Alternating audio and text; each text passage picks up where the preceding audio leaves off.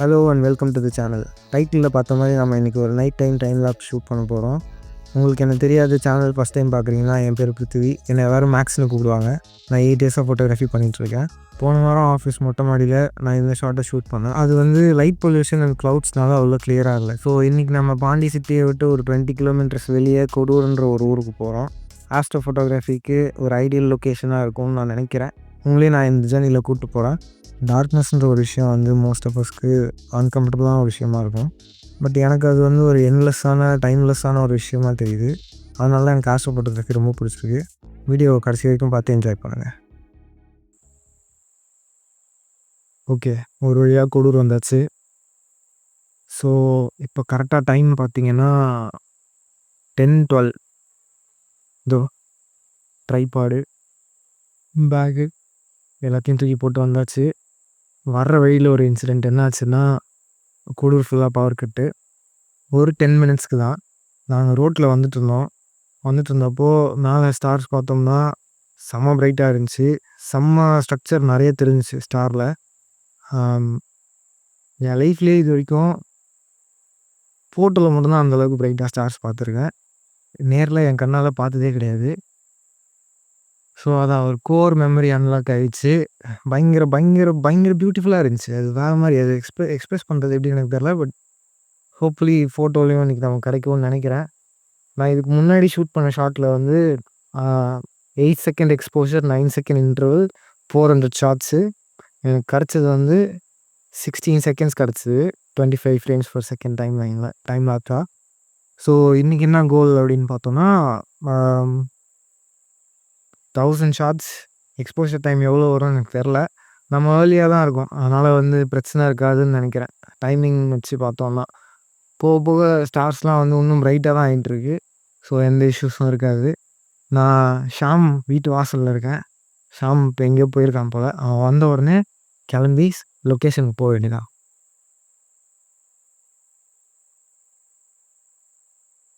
Okay, அவரே வந்துட்டாரு.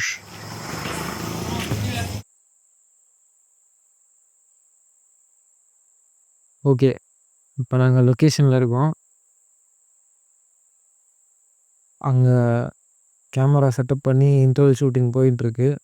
800 shots set பண்ணியிருக்கேன். எஸ்டிமேட் டைம் ஆல்மோஸ்ட் 2 ஹவர்ஸ் கிட்ட வருது. ஆனால் 2 ஹவர்ஸ் ஃபுல்லாக ரன் பண்ண போகிறதில்ல. ஏன்னா அந்த ஃப்ரேமிங் எனக்கு கொஞ்சம் சாட்டிஸ்ஃபேக்ஷனாக இல்லை. ஸோ வேறு ஒரு ஃப்ரேம் செட் பண்ணலாம் அப்படின்ட்டு யோசிச்சுட்ருக்கேன். 400 ஷாட் முடிஞ்சதுக்கப்புறம் 16 செகண்ட்ஸ் மட்டும் டைம் லாப்ஸ் ஃபுட்டேஜ், அப்புறம் மேபி ஒரு நல்ல ஷாட் கிடைக்கலாம் ஸ்டாக்ஸ் போட்டோம் அப்படின்னா. ஸோ அதான் இப்போது இந்த லொக்கேஷன் கொஞ்சம் ப்ராப்ளமேட்டிக்காக இருக்காது அப்படின்னு பார்த்தேன். ஆனால் இதுவும் கொஞ்சம் ப்ராப்ளமேட்டிக்கான லொக்கேஷன் தான் போல். ஏன்னா இந்த பக்கம் ஏதோ ஒரு ஊர், இந்த பக்கம் கொடூர், அந்த பக்கம் காலாப்பட்டு. நெசல்லேருந்து வர லைட் பொல்யூஷன் எல்லாமே ஹரைசனில் கொஞ்சம் ப்ளீச் ஆகிற மாதிரி இருக்குது. ஸோ பார்ப்போம். மக்களே, நாங்கள் ரொம்ப நேரம் ஆகுது. இங்கே ரொம்ப அதிகமான குளிர். இங்கே நிற்கவே இடம் இல்லை. ஒரு மாதிரி மூட்டத்தை போட்டோன்னே எங்களால் உட்காரவே முடிஞ்சுது. இது வரைக்கும் எங்களால் எதுவும் பண்ண முடியல. ரொம்ப கொஞ்சம் கஷ்டமாக இருக்குது இந்த இடம். மற்றபடி வேறு ஒன்றும் இல்லை. முயற்சி எடுத்திருக்கோம். எங்களுக்கு வெற்றி அடையுமா என்னான்னு தெரியல. நாளைக்கு தான் தெரியும். ஓகே, ஸோ இதுதான் செட்டிங்கு. இதில் 3200 ISO, 2.8 aperture, 8 seconds exposure time, 9 second interval. இந்த இன்டர்வல் மோடு எப்படி நீங்கள் ஷூட் பண்ணணும் அப்படின்னு பார்த்தீங்கன்னா, இந்த நினைவில் போயிட்டு ட்ரைவ் மோட்னு ஒரு ஆப்ஷன் இருக்கும். அது உள்ளே போனோம்னா இன்டர்வல் ஷூட்டிங் ஃபங்க்ஷன்னு ஒரு ஆப்ஷன் இருக்கும். அதை ஆன் பண்ணிட்டு ஸ்டார்ட் டைம், இது எப்படின்னு பார்த்தோம்னா, அந்த ஷட்டர் டைம் இருக்கும்ல, டைம் செட் பண்ணிட்டு ஷட்டர் வாங்கினீங்கன்னா ஒரு குறிப்பிட்ட டைமுக்கு அப்புறம் ஷட்டர் ட்ரிகர் ஆகும். அந்த ஆப்ஷன் இது. ட்ரைபாட் ஷேக் இருக்கும்ல, அதெல்லாம் எதுவுமே இல்லாத டைமில் ஷட்டர் ஸ்டார்ட் ஆகணும் அப்படின்னு சொல்லிட்டு 10 செகண்ட்ஸ் வச்சுருக்கேன், ஜஸ்ட் டு பி சேஃப். இந்த ஷூட்டிங் இன்டர்வல் அப்படின்றது 9 செகண்ட்ஸ் வச்சுருக்கேன். ஷூட்டிங் இன்டர்வல் 9 செகண்ட்ஸ் எதுக்கு வைக்கணுங்கன்னா, அந்த ஒரு செகண்ட் ஃபைல்ஸ் வந்து சேவ் ஆகிறதுக்கும் அப்புறம் நெக்ஸ்ட் ஷாட்டுக்கு வந்து ரெடி ஆகிறதுக்கும் வந்து அந்த 1 செகண்ட் கேமரா கொடுக்கும். அப்புறம் அடுத்து நம்பர் ஆஃப் ஷாட்ஸ், இது எத்தனை ஷாட் வந்து எனக்கு எடுக்கணும் அப்படின்னு சொல்லிட்டு செலக்ட் பண்ணுற ஆப்ஷன் இது. நான் 800 ஷாட்ஸ் வச்சுருக்கேன். ஷூட்டிங் டைம் வந்து 1 hour 59 minutes காமிக்குது. இது வந்து நம்ம எப்போ வேணாலும் ஸ்டாப் பண்ணிக்கலாம். நான் ஆல்ரெடி வந்து ஒரு டெஸ்ட் ஷாட் எடுத்திருந்தேன். இதுதான் அந்த டெஸ்ட் ஷாட்டு, நான் ஸ்க்ரீனில் போடுறேன் பார்த்துக்கோங்க. இப்போது இன்டர்வல் ஷூட்டிங் மோட் ஆஃப் பண்ணிவிட்டு டெஸ்ட் ஷாட் பண்ணிட்டு அதுக்கப்புறமா இன்டர்வல் மோட் ஷூட்டிங் ஆன் பண்ணிவிட்டு நம்ம ஷூட் பண்ண ஸ்டார்ட் பண்ண வேண்டியதான். நீங்கள் கேனன் சிஸ்டம் யூஸ் பண்ணுறவங்க வந்தீங்கன்னா உங்களுக்கு இன்டர்வலாமீட்டர் தேவைப்படும்னு நினைக்கிறேன். இன்டர்வலாமீட்டர்னால் அதான் ரிமோட் ஷட்டர்னு சொல்லுவாங்கள்ல அது.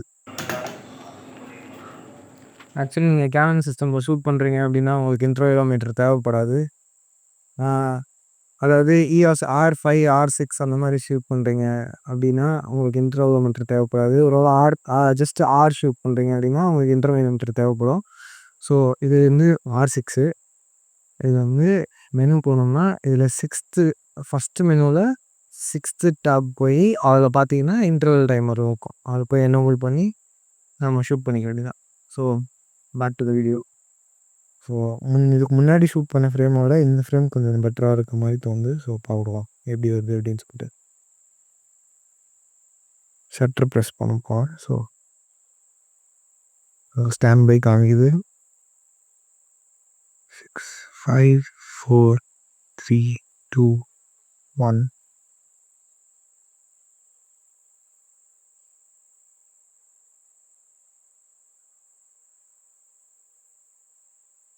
ஸோ இதே மாதிரி அது பார்த்து போயிட்டே இருக்கும்.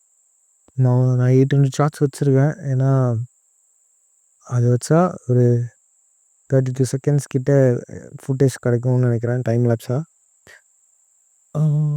ஸோ பார்ப்போம், எனக்கு தெரியல. நான் இப்போ வந்து இந்த பக்கம் சவுத்து ஒன்றுமே தெரியலைங்க. ஸோ ஓகே, பார்க்கலாம் எப்படி வருது அப்படின்னு சொல்லிட்டு.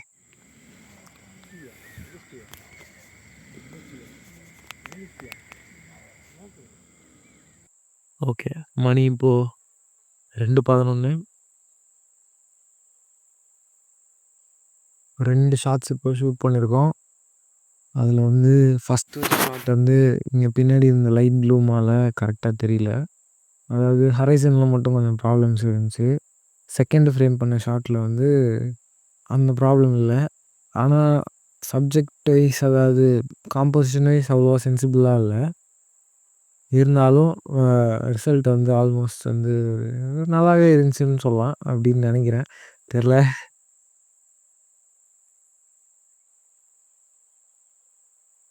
ஓகே, ஸோ இன்னைக்கு என் பர்த்டே.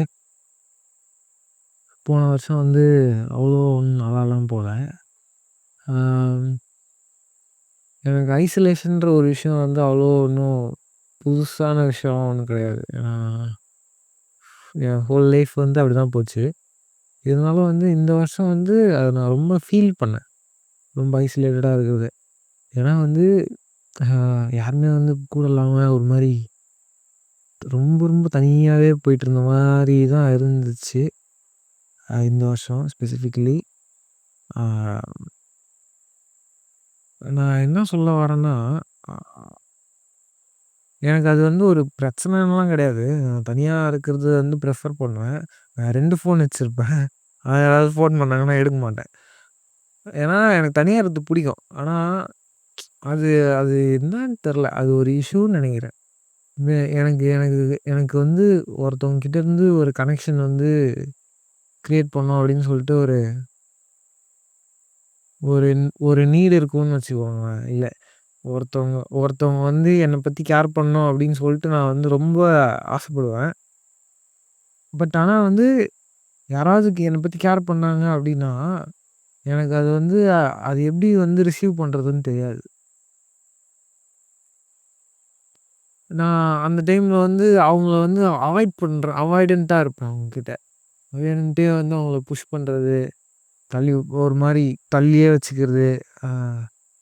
அது ஜஸ்ட்டு யாராவது ஒருத்தவங்க என் மேலே கேர் பண்ணுறாங்கன்னா அவங்களும் மட்டும் அவாய்டண்ட்டாக இல்லை, எல்லார்கிட்டயுமே அப்படிதான். எல்லாரையுமே வந்து ஒரு அடி அப்படி அப்படி தள்ளி அப்படியே வச்சுட்டே பழகிட்டேனா, அதனால வந்து இப்ப எனக்கு வந்து கொஞ்சம் கனெக்ஷன்ஸ் கிரியேட் பண்றது வந்து ரொம்ப கஷ்டமா இருக்கு.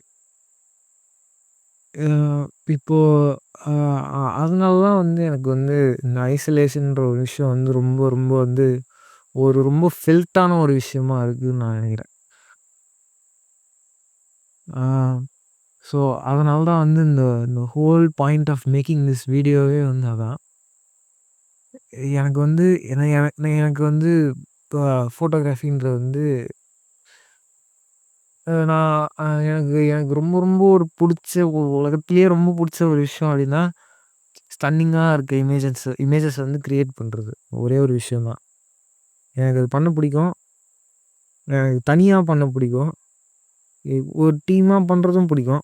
ஜஸ்ட் எனக்கு இமேஜஸ் கிரியேட் பண்றது. அதான் ஸ்டன்னிங் இமேஜஸ் கிரியேட் பண்றது பிடிக்கும். பட் ஆனா வந்து அதே டைம்ல வந்து எனக்கு இந்த ஐசோலேஷன்ன்ற ஒரு விஷயம் வந்து ரொம்ப வந்து ஒரு டிஃபிகல்ட்டான ஒரு விஷயமா மாறிக்கிட்டே இருக்கு. ஒரு ஒரு நாள் போக போக அது வந்து அதோட இன்டென்சிட்டி வந்து ரொம்ப அதிகமாயிட்டே இருக்கிறது தான் நான் ஃபீல் பண்றேன். எக்ஸ்டர்னல் வேலிடேஷனுக்குலாம் கிடையாது. ஜஸ்ட்டு நான் பேஷனேட்டா பண்ற ஒரு விஷயத்த நான் பண்ணும்போது, எனக்கு அது இன்னும் ஐசோலேட்டிங்கா ஃபீல் ஆகாம இருக்கிறதுக்காக தான் இந்த வீடியோ. நீங்க பார்த்துட்டுருக்கீங்க அப்டின்னா, நான் என்னோட பேஷன வந்து நான் இங்க வந்து உங்களுக்கு ஷேர் பண்றேன். ஆ நீங்க வந்து ஒரு விட்னஸ். So it matters. அதான் நான் சொல்ல வர விஷயம். ஸோ அவுட்புட் எப்படி இருக்கு? அப்படி இப்படி அதெல்லாம் ஒண்ணுமே கிடையாது. நீ வந்தோம், ஃபன்னா இருந்துச்சு, ஜாலியா ஷூட் பண்ணோம். அவுட்புட் அத பத்தி கவல இல்ல. இப்போ முடிஞ்சாச்சு. இப்போ பேக் பண்ணிட்டு கிளம்புறோம். அவ்வளோதான். ஓகே பார்ப்போம். பாய்.